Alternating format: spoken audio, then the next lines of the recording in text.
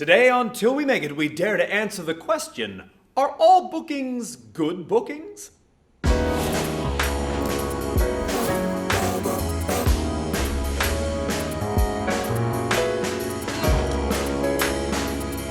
I'm Mike Quackenbush, this is Till We Make It, and a loyal member of the Till We Make It tribe asked the question, are all bookings good bookings? And I think the answer to that is no. And I want to give you some thoughts on how you can evaluate the quality of the bookings that might be coming your way.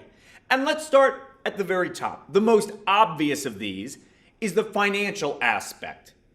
Is it a good booking financially? Will I cover the expense of going there? Does it cover my investment of time?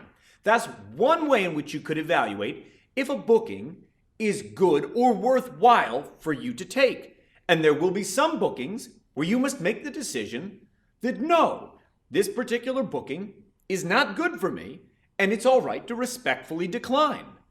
Now, I'm not saying in those instances you might not want to go back and attempt to negotiate. And I think perhaps soon I'm going to make a video about negotiating and setting price.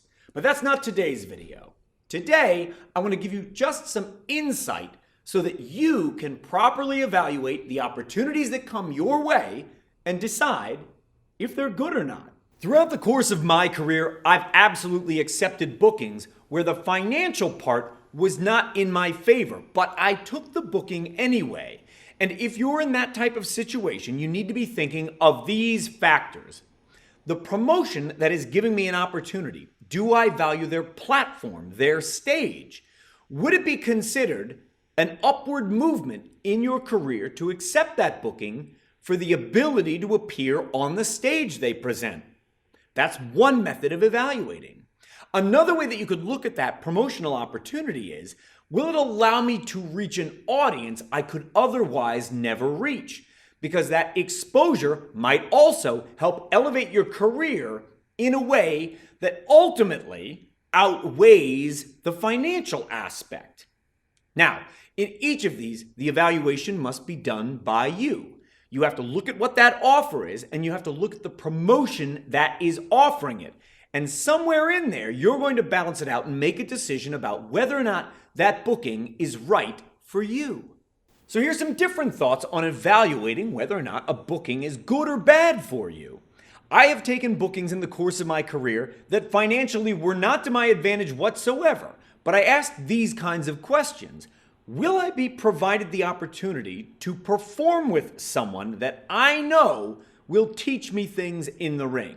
Because that learning opportunity has value, and that might outweigh the financial value of the booking. So I have to give that very careful consideration. Is it someone that I've admired? Someone that I've idolized? Because in those cases, I haven't really cared what the financial aspect has been. I'm delighted to be in the ring with someone I think so highly of. I want the experience. And that experience, for me, outweighs the finances. Whether or not those two things will equate to or outweigh a financially disadvantageous opportunity is a decision that you will make, and you'll make them on a case-by-case basis. There are also those circumstances under which a booking that you might not feel is worthwhile or bad suddenly becomes worthwhile or good. What if you're going to be out on the road for 4 days in a row, but you've only got 3 bookings? There's a day off in the middle, and a booking near your travel route happens to come on your radar. Perhaps you would look at it on the surface and think, that might not be worthwhile. But as part of the larger whole, the 4-day road trip, it actually becomes advantageous to take that booking. So a booking which isolated and on its own might appear to be unworthwhile or bad suddenly becomes very attractive. And while considering this topic, I must admit to you, I am choosing to evaluate some of these just made-up examples based on the things I value. But there might be different things at this stage of your career which you value. If the most important thing to you this year, for example, is to get out and travel more, then bookings that might be financially disadvantageous but do include travel are good bookings for you based on the goals that you've set for your career. But to someone who does not value travel or has not made that one of their goals, it might be a bad booking.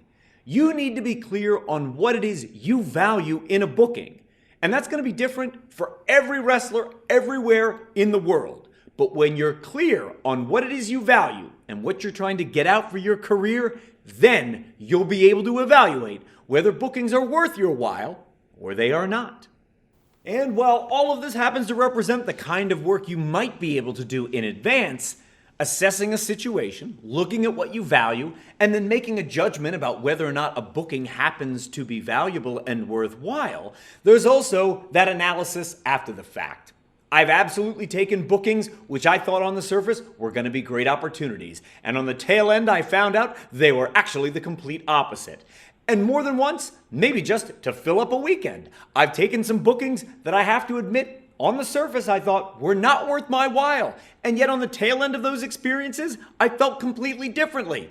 And all of that makes up the journey we all go on as professionals. You're going to make those kinds of discoveries and learn those kinds of lessons the more you're out there and the harder you're working. So to answer the question, are all bookings good bookings? Well, no. There are very few absolutes like that in professional wrestling. But before you can answer that question for yourself, you've got to know what you value. And once you set the table like that, it'll be easy for you to decide if the booking is good or bad. I hope you learned something from today's video. And if you didn't, don't worry. There's another one coming soon on a completely different topic. We will keep on making the videos. You keep on being awesome. And together, we will keep on faking it.